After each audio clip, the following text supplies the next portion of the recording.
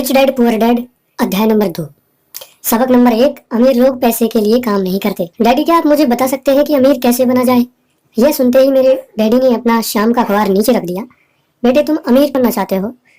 क्योंकि आज जिम्मी की मम्मी अपनी नई कैडेलिक कार में आई और वे लोग पिकनिक पर अपने समुद्र तट वाले घर पर जा रहे थे। जिम्मी अपने साथ अपने 3 दोस्तों को ले गया, परंतु माइक और मुझे नहीं ले गया। उसने हमसे यह कहा कि वह हमें इसलिए नहीं ले जाएगा क्योंकि हम लोग गरीब बच्चे थे। उसने ऐसा कहा? डैडी ने अविश्वास से पूछा। हाँ बिल्कुल ऐसा, मैंने दर्द भरे में कहा। डैडी ने अपना सिर हिलाया, नाक तक चश्मे को चढ़ाया और फिर अखबार पढ़ने लगे। मैं उनके जवाब का इंतजार करता रहा। यह 1956 की बात है, जब मैं 9 साल का था। किस्मत की बात थी कि मैं उसी पब्लिक स्कूल में जाता था जिसमें अमीर लोगों के बच्चे पढ़ते थे। हम शुगर प्लांटेशन के कस्बे में रहते थे। प्लांटेशन के मैनेजर और कस्बे के बाकी अमीर लोग जैसे डॉक्टर, बिजनेसमैन और बैंकर अपने बच्चों को पहली क्लास से 6ठी क्लास तक इसी स्कूल में भेजते थे। 6ठी क्लास के बाद बच्चों को प्राइवेट स्कूल में भेजा जाता था। अगर मेरा परिवार सड़क के दूसरे छोर पर रह रहा होता तो मुझे अलग तरह से भेजा जाता, जहां मेरे जैसे परिवारों के बच्चे पढ़ते थे। 6ठी क्लास के बाद इन बच्चों की तरह मैंने भी पब्लिक, इंटरमीडिएट और हाई स्कूल किया होता, क्योंकि उनकी ही तरह मेरे लिए भी प्राइवेट स्कूल में जाना संभव नहीं था। मेरे डैडी ने आखिर अखबार को रख दिया। मुझे पता था कि वे क्या सोच रहे थे। उन्होंने धीमे से शुरुआत की। अगर तुम अमीर बनना चाहते हो तो तुम्हें पैसे बनाना सीखना चाहिए। मैंने पूछा, मैं पैसे बनाना किस तरह सीख सकता हूँ? अपने दिमाग के इस्तेमाल से, उन्होंने मुस्कुराते हुए कहा, जिसका असली मतलब यह था, बस मैं तुम्हें इतना ही बता सकता हूँ या मैं इसका जवाब नहीं जानता, इसलिए मुझे तंग मत करो। एक साझेदारी हुई। अगली सुबह मैंने अपने सबसे अच्छे दोस्त माइक को अपने डैडी की बातें बताई। जहां तक मुझे याद है, उस स्कूल में मैं और माइक 2 ही गरीब बच्चे थे। माइक भी मेरी ही तरह था, क्योंकि वह भी किस्मत की वजह से ही उस स्कूल में था। ऐसा लगता था जैसे किसी ने कस्बे में स्कूलों की सरहदें तय कर दी थी और इसी कारण हम लोग अमीर बच्चों के स्कूल में पढ़ रहे थे। सच कहा जाए तो हम लोग गरीब नहीं थे, परंतु ऐसा लगता था क्योंकि बाकी सभी बच्चों के पास नए बेसबॉल ग्लव्स, नई साइकिलें और हर चीज नई होती थी।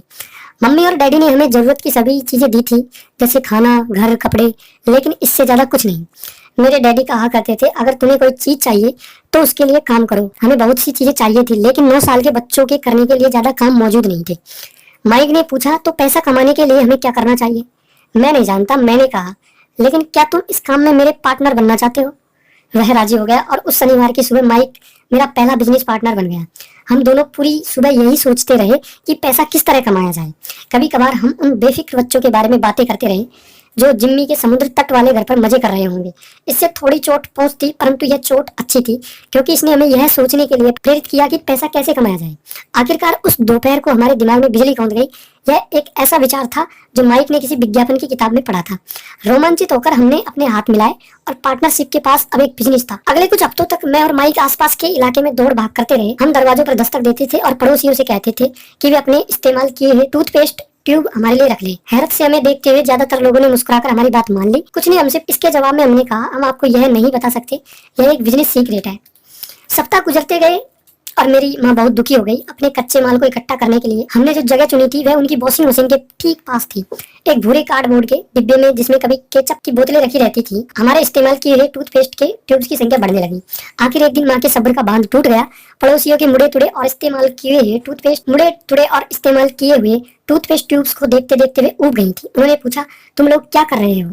और मैं यह नहीं सुनना चाहती कि यह एक बिजनेस सीक्रेट है, इस कचरे को साफ कर दो या मैं इसे उठाकर बाहर फेंक देती हूँ। माइक और मैंने हाथ पैर जोड़े और उन्हें यह बताया कि जल्दी ही हमारा कच्चा माल पर्याप्त जमा हो जाएगा और फिर हम उत्पादन शुरू कर देंगे।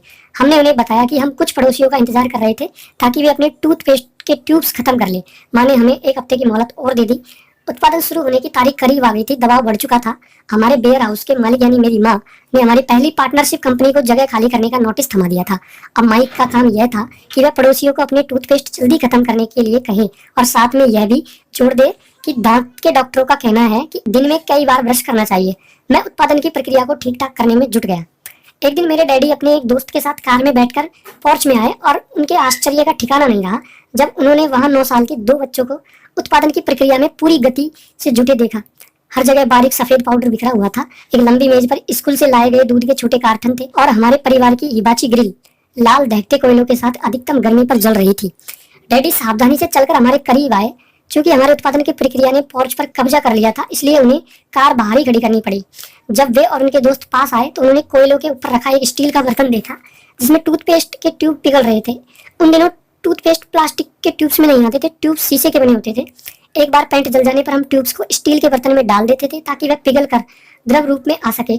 इस पिघले हुए शीशे को हम छोटे छेद वाले दूध के कार्टूनों में डाल रहे थे। दूध के इन कार्टूनों में प्लास्टर ऑफ पेरिस भरा था। हर तरफ फैला सफेद पाउडर प्लास्टर ही था जिसमें हमने पानी मिलाया था। जल्दबाजी में मैंने उसके बैग को गिरा दिया था और पूरी जमीन ऐसे लग रही थी जैसे वह अभी अभी बर्फ का तूफान आया हो। दूध के कार्टन भारी बक्से थे जिसके भीतर प्लास्टर ऑफ पेरिस के सांचे थे। मेरे डैडी और उनके दोस्त हमें देखते रहे और हम पिघले हुए शीशे को प्लास्टर ऑफ पेरिस के क्यूब के ऊपर से छोटे से छेद में डालते रहे। संभल कर, मेरे डैडी ने कहा। मैंने बिना सिर उठाए हामी भर दी। आखिरकार जब शीशे को डालने का काम खत्म हो गया तो मैंने स्टील के बर्तन को नीचे रख दिया और फिर अपने डैडी की तरफ देखकर मुस्कुराया। उन्होंने हल्की मुस्कान के साथ पूछा, तुम लोग क्या कर रहे हो? हम वही कर रहे हैं जो आपने बताया था, हम अमीर बनने जा रहे हैं। मैंने कहा, हाँ। माइक ने सिर को हिलाते हुए और मुस्कुराते हुए कहा, हम दोनों पार्टनर हैं। डैडी ने पूछा, और इन प्लास्टर के सांचों में क्या है? देखिए, मैंने कहा, इसमें एक बहुत अच्छी चीज है। छोटे हथौड़े से मैंने सील को ठोका जिससे बाहरी खोल टूट गया। सावधानी से मैंने ऊपर के आधे प्लास्टर को हटाया और जस्ते का एक सिक्का बाहर गिर गया। हे भगवान, मेरे डैडी ने कहा। तो तुम लोग जस्ते के सिक्के डाल रहे थे? बिल्कुल सही, माइक ने कहा। हम वही कर रहे थे जैसा आपने हमसे कहा था, हम पैसा बना रहे थे। मेरे डैडी के दोस्त जोर से हंसने लगे। मेरे डैडी भी मुस्कुराए और उन्होंने अपना सिर हिलाया। उनके सामने आग और टूथपेस्ट की ट्यूब्स के बक्से के साथ सफेद धूल में लिपटे हुए दो बच्चे खड़े थे जो इस कान से उस कान तक खुलकर मुस्कुरा रहे थे। उन्होंने हमसे कहा कि हम सब कुछ छोड़कर उनके साथ चले और घर के सामने वाली सीढ़ी पर बैठे। मुस्कुराते हुए उन्होंने हमसे जालसाजी शब्द का मतलब समझाया। हमारे सपने धराशायी हो गए थे। तो आपका मतलब है कि यह गैर कानूनी है? माइक ने कांपती हुई आवाज में पूछा। छोड़ो भी, डैडी के दोस्त ने कहा। हो सकते हैं कि बच्चे अपनी जन्मजात प्रतिभा को विकसित कर रहे हो। मेरे डैडी उन्हें घूरते रहे। हाँ, यह गैर कानूनी है, डैडी ने नरमी से कहा। परंतु तुम लोगों ने यह साबित कर दिया है कि तुम में बहुत ज्यादा रचनात्मकता और मौलिक विचार है। इस तरह आगे बढ़ते रहो, मुझे तुम पर गर्व है। निराश होकर माइक और मैं तकरीबन 20 मिनट तक चुपचाप अपना सिर पकड़कर बैठे रहे। इसके बाद हमने सारा अटाला साफ करना शुरू किया। पहले ही दिन हमारा बिजनेस चौपट हो गया था। पाउडर साफ करते हुए मैंने माइक की ओर देखा और कहा, मुझे लगता है जिम्मी और उसके दोस्त ठीक कहते हैं, हम सचमुच गरीब हैं। जब मैंने यह कहा तब डैडी बस जाने ही वाले थे। बच्चों, उन्होंने कहा, तुम गरीब तभी कहलाओगे जब तुम लोग हार मान लोगे। सबसे महत्वपूर्ण चीज ये है कि तुमने कुछ किया। ज्यादातर लोग केवल अमीर बनने के बारे में बात करते रहते हैं और उसके सपने देखते रहते हैं। तुमने कुछ किया है, मुझे तुम दोनों पर गर्व है। मैं एक बार फिर से यही कहूंगा, आगे बढ़े चलो, हार मत मानो। माइक और मैं खामोश खड़े रहे। ये शब्द सुनने में अच्छे थे परंतु हमें यह पता नहीं था कि हमें क्या करना चाहिए। तो ऐसा क्यों है डैडी कि आप अमीर नहीं है? मैंने पूछा। क्योंकि मैंने एक स्कूल टीचर बनने का फैसला किया था। स्कूल के टीचर अमीर बनने के बारे में नहीं सोचते, हम सिर्फ पढ़ाना पसंद करते हैं। काश कि मैं तुम लोगों की मदद कर सकता, परंतु हकीकत में मैं यह नहीं जानता कि दौलत कैसे कमाई जाती है। माइक और मैं पलटे और अपने सफाई अभियान में जुट गए। डैडी ने, अगर तुम लोग यह सीखना ही चाहते हो कि अमीर कैसे बना जाता है तो मुझसे मत पूछो। माइक, तुम अपने डैडी से यह सवाल पूछो। मेरे डैडी, माइक ने हैरानी से कहा। हाँ, तुम्हारे डैडी, मेरे डैडी ने मुस्कुराकर दोहराया। तुम्हारे डैडी और मेरा बैंकर एक ही है और वह तुम्हारे डैडी की बहुत तारीफ करता है। उसने मुझे कई बार यह बताया कि पैसे बनाने में तुम्हारे डैडी का कोई जवाब नहीं है। मेरे डैडी, माइक ने एक बार फिर हैरानी से पूछा। फिर ऐसा क्यों है कि स्कूल के अमीर बच्चों की तरह हमारे पास शानदार कार और आलीशान बंगला नहीं है? शानदार कार और आलीशान बंगले के होने का यह मतलब नहीं होता कि आप निश्चित रूप से अमीर हैं या आप पैसा बनाने की कला जानते हैं, डैडी ने जवाब दिया। जिम्मी के डैडी शुगर प्लांटेशन में काम करते हैं। उनमें और मुझमें ज्यादा फर्क नहीं है। वे एक कंपनी के लिए काम करते हैं, मैं सरकार के लिए। कंपनी उन्हें कार खरीद कर दे देती है। इस समय शक्कर की कंपनी आर्थिक संकट में फंसी हुई है और जिम्मी के डैडी के पास जल्दी ही कुछ नहीं बचेगा। तुम्हारे डैडी अलग है माइक। ऐसा लगता है कि वे एक साम्राज्य बनाने जा रहे हैं और मेरा अंदाज है कि कुछ ही सालों में वे बहुत अमीर बन जाएंगे। यह सुनकर माइक और मैं एक बार फिर रोमांचित हो गए। नए उत्साह से हमने अपने डूबे हुए व्यवसाय के कचरे को साफ करना शुरू कर दिया। जब हम सफाई कर रहे थे तो हमने यह भी योजना बना ली कि कब और कैसे माइक के डैडी से बात की जाए। समस्या यह थी कि माइक के डैडी बहुत ज्यादा काम करते थे और देर रात तक घर नहीं लौटते थे। माइक के डैडी के पास कई warehouse, construction company, stores की श्रृंखला और 3 रेस्तरां भी थे। रेस्तराओं के कारण उन्हें घर लौटने में देर हो ही जाती थी। सफाई करने के बाद माइक बस पकड़कर अपने घर चला गया। वह अपने डैडी से बात करने वाला था, चाहे वे कितनी ही देर से घर लौटे, और उनसे पूछने वाला था कि क्या वे हमें अमीर बनने की तरकीब सिखाने के लिए तैयार हैं। माइक ने मुझसे वादा किया और जैसे ही वह अपने डैडी से बात कर लेगा वह मुझे फोन करेगा, चाहे कितनी ही देर क्यों न हो जाए। फोन रात को 8:30 बजे आया। ओके, अगले शनिवार, मैंने कहा और फोन रख दिया। माइक के डैडी माइक और मुझसे मिलने के लिए तैयार हो गए थे। शनिवार की सुबह 7:30 मैंने शहर के दूसरे हिस्से में जाने के लिए बस पकड़ी और सबक शुरू हुए। मैं तुम्हें 1 घंटे के 10 सेंट दूंगा। 1956 की तनख्वाह के हिसाब से भी 10 सेंट प्रति घंटे का वेतन कम था। माइकल और मैं सुबह 8 बजे उसके डैडी से मिले। वे पहले से ही व्यस्त थे और उनके पास 1 घंटे से भी ज्यादा का काम मौजूद था। जब मैं उनके साधारण छोटे और साफ घर के सामने पहुंचा तो मैंने देखा कि उनका कंस्ट्रक्शन सुपरवाइजर अपने पिकअप ट्रक में वहां से जा रहा था। माइक मुझे दरवाजे पर ही मिल गया। डैडी अभी फोन पर हैं, उन्होंने कहा कि हम लोग पीछे के पोर्च में उनका इंतजार करें। माइक ने दरवाजा खोलते हुए कहा। जब मैंने उस पुराने घर की दहलीज के अंदर कदम रखा तो लकड़ी के पुराने फर्श की चरमराहट सुनाई दी। दरवाजे के भीतर सस्ती सी चटाई थी। चटाई वहां इसलिए रखी गई थी ताकि फर्श पर पड़े अनगिनत कदमों के निशानों को छुपाया जा सके। हालांकि वह साफ थी, पर यह स्पष्ट दिखता था कि उसे बदल देना चाहिए। जब मैं सकरे लिविंग रूम में घुसा तो मेरा दम घुटने लगा था। वहां पुराने फर्नीचर की बू आ रही थी और निश्चित रूप से उस फर्नीचर को संग्रहालय में होना चाहिए था। सोफे पर दो महिलाएं बैठी थी जिनकी उम्र मेरी माँ से थोड़ी ज्यादा होगी। महिलाओं के सामने एक पुरुष मजदूरों के कपड़े में बैठा हुआ था। उसने खाकी पैंट और खाकी शर्ट पहन रखा था। हालांकि कपड़े साफ और प्रेस किए थे, परंतु उनमें स्टार्च नहीं किया गया था। उस आदमी की उम्र मेरे डैडी से लगभग 10 साल ज्यादा होगी, शायद 45 साल। जब मैं और माइक उनके पास से गुजरते हुए किचन की तरफ गए जहाँ से पोर्च का रास्ता था तो वे मुस्कुराए। मैं भी जवाब में शर्माकर मुस्कुरा दिया। ये लोग कौन हैं? मैंने पूछा। अरे ये लोग डैडी के लिए काम करते हैं। बूढ़ा व्यक्ति उनके वेयर हाउसों को संभालता है और महिलाएं रेस्तराओं की मैनेजर है। और तुमने उस कंस्ट्रक्शन सुपरवाइजर को तो देखा ही होगा जो यहाँ से 50 मील दूर एक सड़क परियोजना पर काम कर रहा है। उनका दूसरा सुपरवाइजर जो बड़े से घर बना रहा है वह तुम्हारे आने के पहले ही जा चुका है। क्या ऐसा हमेशा ही होता है? मैंने पूछा। हमेशा तो नहीं, पर अक्सर ऐसा ही होता है, माइक ने कहा और मेरे पास अपनी कुर्सी खींचते हुए वह मुस्कुराया। मैंने उनसे पूछा कि क्या वे हमें पैसा बनाना सिखाएंगे। माइक ने मुझे बताया। अच्छा, और उन्होंने इसका जवाब क्या दिया? मैंने सावधानी पूर्ण उत्सुकता से पूछा।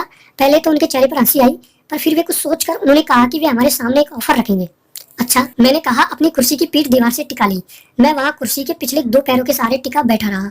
माइक ने भी ऐसा ही किया। क्या तुम्हें पता है कि वे कौन सा ऑफर देने वाले हैं? मैंने पूछा। नहीं, पर हमें जल्दी इसका पता चल जाएगा। अचानक माइक के डैडी उस पुराने दरवाजे में घुसकर पोर्च में दाखिल हुए। माइक और मैं अपने पैरों पर कूद गए।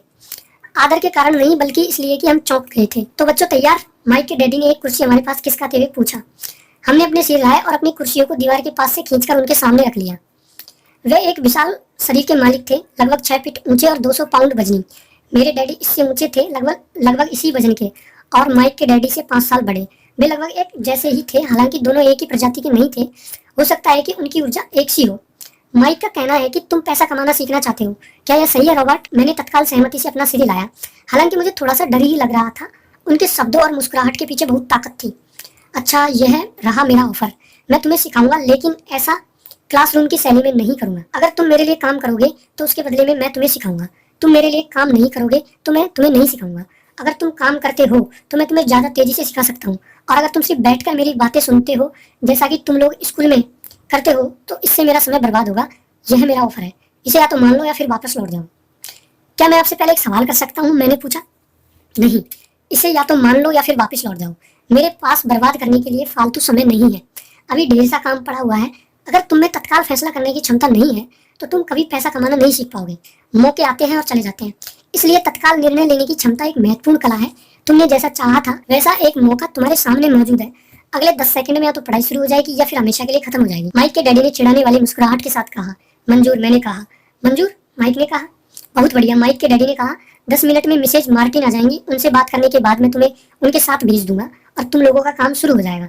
मैं तुम्हें हर घंटे के 10 सेंट दूंगा और तुम हर शनिवार 3 घंटे काम करोगे। पर आज तो मेरा सॉफ्टबॉल का मैच है, मैंने कहा। माइक के डैडी ने अपनी आवाज को धीमा परंतु कड़क करके कहा। या तो मान लो या फिर वापस लौट जाओ। मान लिया, मैंने जवाब दिया। सॉफ्टबॉल खेलने के बजाय काम करने और सीखने का विकल्प चुनने में ही समझदारी थी। शनिवार की खुशनुमा सुबह 9 बजे माइक और मैं मिसेज मार्टिन के साथ काम कर रहे थे। वे एक दयालु और धैर्यवान महिला थी। वे हमेशा कहा करती थी कि माइक और मुझे देखकर उन्हें अपने दोनों बच्चों की याद आ जाती है जो बड़े हो गए थे और दूर चले गए थे। हालांकि वे दयालु थी, परंतु वे कड़ी मेहनत में विश्वास करती थी और इसलिए वे हमेशा काम में जुटाए रखती थी। वे बहुत कड़क मैनेजर थी। हम 3 घंटे तक डिब्बा बंद सामानों को सेल्फ पर से उतारते थे, उनकी धूल साफ करते थे और फिर उन्हें करीने से जमाते थे। यह बड़ी मेहनत का काम था और बोरियत भरा भी। माइक के डैडी को मैं अपना अमीर डैडी कहता हूँ। उनके पास इस तरह के 9 सुपर सेट्स थे जहाँ पार्किंग के लिए बहुत सी जगह थी। वे 7-11 कन्वीनियंस स्टोर्स की शुरुआती संस्करण थे। पड़ोस के जनरल स्टोर जहाँ लोग दूध, ब्रेड, बटर और सिगरेट जैसी चीजें खरीदते थे। समस्या यह थी कि हवाई में एयर कंडीशनिंग नहीं थी और गर्मी के कारण स्टोर्स अपना दरवाजा बंद नहीं कर सकते थे।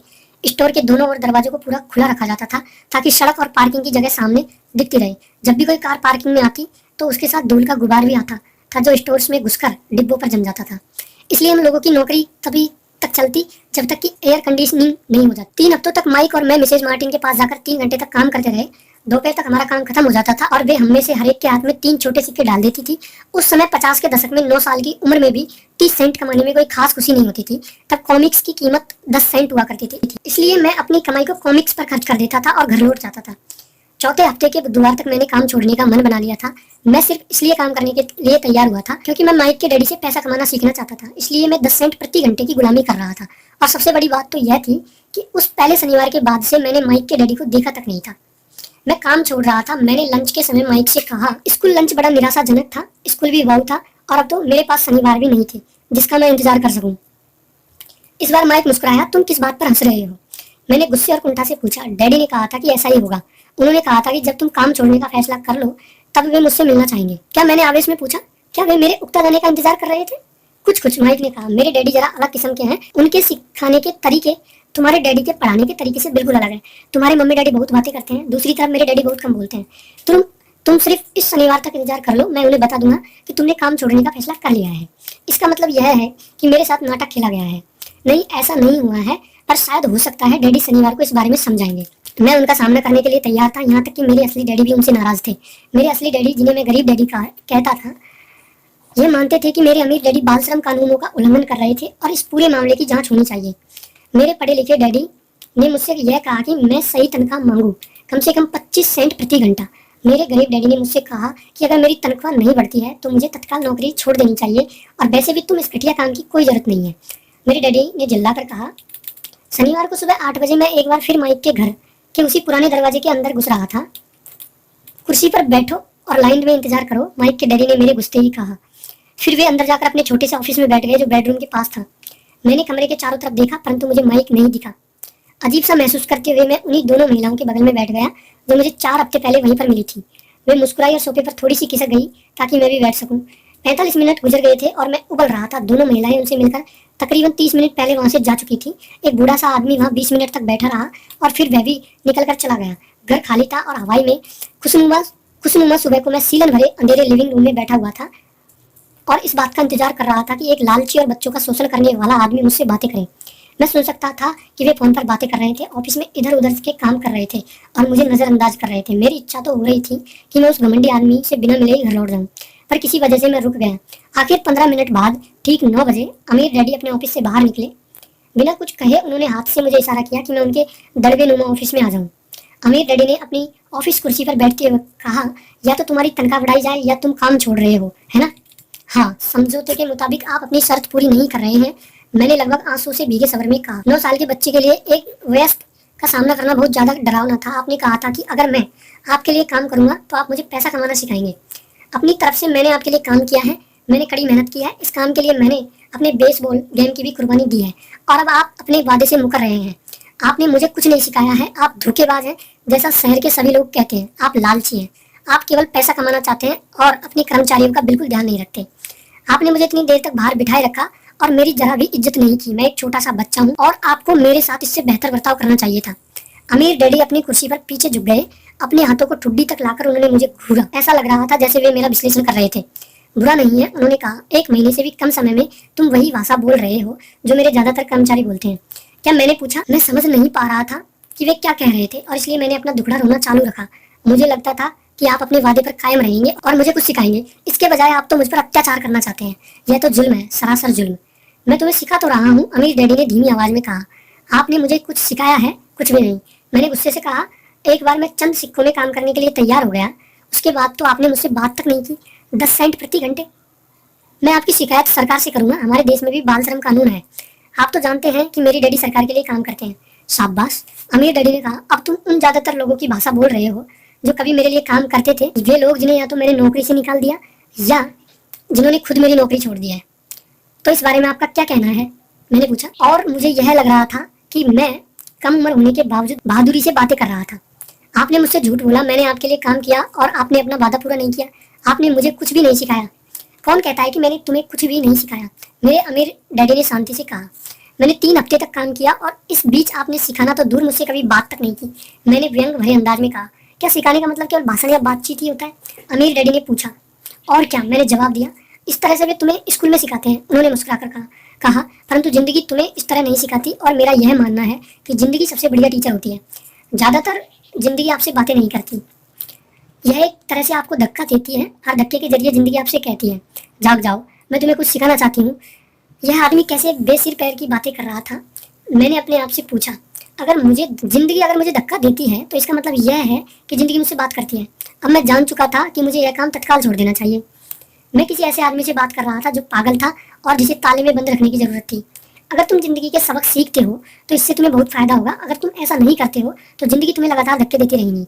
लोग दो चीजें करते हैं, कुछ लोग जिंदगी के धक्कों को सहन करते चले जाते हैं, बाकी लोग गुस्सा हो जाते हैं, औरों को जिंदगी धक्का दे देते हैं। परंतु वे धक्का देते हैं अपने बॉस को, अपने काम को, अपनी पत्नी या पति को। वे वे यह नहीं जानते कि जिंदगी उन्हें धक्का दे रही है। मैं नहीं जानता था कि वे किस बारे में बात कर रहे थे। जिंदगी हम सबको धक्के मारती है। कुछ लोग हार मान लेते हैं, बाकी के लोग लड़ते हैं। कुछ लोग सबक सीख लेते हैं और आगे बढ़ जाते हैं। वे जिंदगी के धक्कों का स्वागत करते हैं। इन गिने चुने लोगों के लिए इसका यह मतलब होता है कि उन्हें कुछ नया सीखना चाहिए। वे सीखते हैं और आगे बढ़ जाते हैं। ज्यादातर लोग छोड़ देते हैं और कुछ लोग तुम्हारी तरह लड़ते भी हैं। अमीर डैडी खड़े हो गए और उन्होंने टूटी फूटी खिड़की को बंद कर दिया। अगर तुम यह सबक सीख लेते हो तो तुम एक समझदार, अमीर और सुखी युवक बन सकते हो। अगर तुम यह नहीं सीखते हो तो तुम जिंदगी भर अपनी समस्याओं के लिए अपनी नौकरी, कम तनख्वाह या अपने बॉस को कोसते रहोगे। तुम हमेशा ऐसे बड़े मौकों की उम्मीद करते रहोगे जो आए और तुम्हारी आर्थिक समस्या को सुलझा दे। अमीर डैडी ने मेरी तरफ देखा कि क्या मैं अब भी उनकी बातें सुन रहा हूँ। उनकी आंखें मेरी आंखों से मिली। हम एक दूसरे की तरफ देखते रहे और हमारी आंखों के बीच संप्रेषण की धाराएं बहने लगी। आखिर जब मैं उनके संदेश का मतलब समझ गया तो मैंने अपनी नजरें झुका ली। मैं जान गया था कि वे सही थे। मैं उन्हें दोषी ठहरा रहा था, जबकि सीखने की जिद मेरी ही थी। मैं फालतू में ही लड़ रहा था। अमीर डैडी ने आगे कहा, अगर आप इस तरह के आदमी हैं जिसमें हिम्मत नहीं है तो आप जिंदगी के हर थपेड़े के सामने हार मान जाते हैं। अगर आप इस किस्म के आदमी हैं तो आप जिंदगी भर सुरक्षित खेल खेलते रहेंगे, सही चीजें करते रहेंगे और किसी ऐसे वक्त का इंतजार करते रहेंगे जो आने वाला नहीं है, और फिर आप एक बोरिंग बुड्ढे की तरह मर जाएंगे। आपके बहुत से दोस्त होंगे जो आपकी सिर्फ इसलिए तारीफ करेंगे क्योंकि आप एक मेहनती और भले आदमी थे। आपने अपनी जिंदगी सुरक्षित खेल खेलने और सही चीजें करने में गुजार दी। परंतु सच बात तो यह है कि आपने जिंदगी के थपेड़ों के सामने घुटने टेक दिए।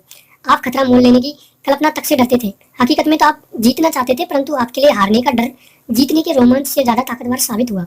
अंदर से आप और केवल आप जान पाएंगे कि आपने कभी जीतने की कोशिश नहीं की। आपने सुरक्षित खेल खेलने का विकल्प चुना। हमारी नजरें एक बार फिर मिली। 10 सेकंड तक हम एक दूसरे की तरफ देखते रहे और एक बार फिर मैंने तभी नजरें हटाई जब मैं उनकी बात का मतलब समझ गया। आप मुझे धक्का दे रहे थे, मैंने पूछा। कुछ लोग ऐसा कह सकते हैं। अमीर डैडी मुस्कुराए। मैं तो यही कहूंगा कि मैं तुम्हें जिंदगी का स्वाद चखा रहा था। कैसा स्वाद? मैंने पूछा। मैं अभी भी गुस्सा था, परंतु मेरी जिज्ञासा भी जाग गई थी। अब मैं सीखने के लिए भी तैयार था। तुम दोनों ऐसे पहले लोग हो जिन्होंने मुझसे पैसा बनाने की कला सीखने का आग्रह किया। मेरे पास 150 से भी ज्यादा कर्मचारी हैं, पर उनमें से एक ने भी मुझसे पैसा कमाने की कला के बारे में कभी नहीं पूछा।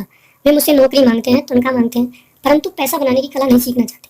तो ज्यादातर लोग इसी तरह अपनी जिंदगी के सबसे बेहतरीन साल पैसे के लिए काम करने में बर्बाद कर देंगे और आखिर तक यह कभी समझ ही नहीं पाएंगे कि दरअसल वे किसके लिए काम कर रहे हैं। मैं पूरा ध्यान लगाकर उनकी बातें सुन रहा था। तो जब माइक ने मुझसे कहा कि तुम पैसा कमाने की कला सीखना चाहते हो, तो मैंने एक ऐसा कोर्स तैयार किया है जो असली जिंदगी के करीब था। मैं बोलते बोलते थक जाता, परंतु तुम कभी मेरी बात का मतलब नहीं समझ पाते। इसलिए मैंने यह फैसला किया कि तुम्हें जिंदगी के थपेड़ों का स्वाद चखा दिया जाए, ताकि तुम मेरी बात सुन भी सको और समझ भी सको। इसी कारण मैंने तुम्हें 1 घंटे के 10 सेंट दिए थे। तो 10 सेंट प्रति घंटे काम करने के बाद मैंने क्या सबक सीखा? मैंने पूछा। यही कि आप घटिया हैं और अपने कर्मचारियों का शोषण करते हैं। अमीर डैडी अपनी कुर्सी पर पीछे की तरफ झुकते हुए जोर से हंसने लगे। जब उनकी हंसी बंद हुई तो उन्होंने कहा, अच्छा होगा अगर तुम अपना सोचने का नजरिया बदल लो। मुझे समस्या मत मानो, मुझे दोष देना छोड़ दो। अगर तुम सोचते हो कि तुम्हारी समस्या मैं हूँ तो तुम्हें मुझे बदलना होगा। इसके बजाय अगर तुम्हें यह लगता है कि तुम्हारी समस्या तुम खुद हो, तो तुम खुद को बदल सकते हो, सीख सकते हो और ज्यादा समझदार बन सकते हो। ज्यादातर लोग चाहते हैं कि दुनिया का हर आदमी बदल जाए, बस हम खुद ही न बदले। मैं तुम्हें यह बता दूं कि किसी दूसरे को बदलने से ज्यादा आसान है कि हम खुद को बदल लें। मैं आपकी बात ठीक से समझ नहीं पाया। मैंने कहा, अपनी समस्याओं के लिए मुझे दोष देना छोड़ दो। अमीर डैडी ने अधीरता से कहा, पर आपने मुझे सिर्फ 10 सेंट का ही वेतन दिया, तो तुमने क्या सीखा? अमीर डैडी ने मुस्कुराकर पूछा। यही कि आप घटिया हैं, मैंने शरारत भरी मुस्कान के साथ कहा। अच्छा, तो तुम यह सोचते हो कि समस्या मैं हूँ? अमीर डैडी ने कहा, वो तो आप हैं ही। खैर, इसी तरीके से सोचते रहो और तुम जिंदगी भर कुछ नहीं सीख पाओगे। अगर तुम्हारा नजरिया यही है कि समस्या मैं हूँ, तो तुम्हारे पास क्या क्या विकल्प रह जाते हैं। अगर आप मेरी तनख्वाह नहीं बढ़ाते या मुझे ज्यादा इज्जत नहीं देते तो मैं काम छोड़कर चला जाऊंगा। ठीक कहा, अमीर डैडी ने कहा, और ज्यादातर लोग यही करते हैं। वे काम छोड़कर चले जाते हैं और दूसरी नौकरी की तलाश करते हैं जहाँ उन्हें बेहतर मौके और ज्यादा अच्छी तनख्वाह मिले। उन्हें यह गलतफहमी होती है कि नई नौकरी या ज्यादा तनख्वाह से उनकी समस्या सुलझ सकती है। ज्यादातर मामले में ऐसा नहीं होता। तो समस्या किस तरह सुलझ सकती है? मैंने पूछा। 10 सेंट प्रति घंटे के हिसाब से तनख्वाह लेकर मुस्कुराते हुए। अमीर डैडी मुस्कुराए। यह बाकी के लोग करते हैं, वे यह जानते हुए भी कम तनख्वाह में काम करते हैं क्योंकि नौकरी छूट जाने पर उनका और उनके परिवार का पेट कैसे भरेगा। इसलिए मन महसूस कर वे नौकरी करते हैं और यह सोचकर तनख्वाह बढ़ने का इंतजार करते हैं कि ज्यादा पैसा आने से उनकी समस्या सुलझ जाएंगी। ज्यादातर लोग ऐसा ही सोचते हैं और कड़ी मेहनत करते हुए दूसरी नौकरी भी कर लेते हैं, परंतु उसमें भी उन्हें तनख्वाह कम ही मिलती है। मैं फर्श को घूरता रहा। अब मैं अमीर डैडी के सबक को समझने लगा था। मुझे यह एहसास हो गया था कि यह जिंदगी का स्वाद है। आखिरकार मैंने ऊपर की ओर देखा और अपना सवाल दोहराया, तो फिर यह समस्या किस तरह सुलझेगी। इस सवाल के जवाब में अमीर डैडी ने मुझे वह बेशकीमती नजरिया दिया जो उन्हें अपने कर्मचारियों और मेरे गरीब डैडी से अलग करता था, और जिसकी बदौलत से वही के सबसे अमीर आदमी बनने वाले थे और जिसकी बदौलत वे वही के सबसे अमीर आदमी बनने वाले थे, जबकि मेरे पढ़े लिखे गरीब डैडी जिंदगी भर पैसे की तंगी से जूझने वाले थे। यह एक अद्भुत नजरिया था जिसने मेरी जिंदगी का नक्शा ही बदल दिया। अमीर डैडी ने बार बार मुझे यह नजरिया याद दिलाया जिसे मैं पहला सबक कहूंगा। गरीब और मध्य वर्गीय लोग पैसे के लिए काम करते हैं और अमीरों के लिए पैसा काम करता है।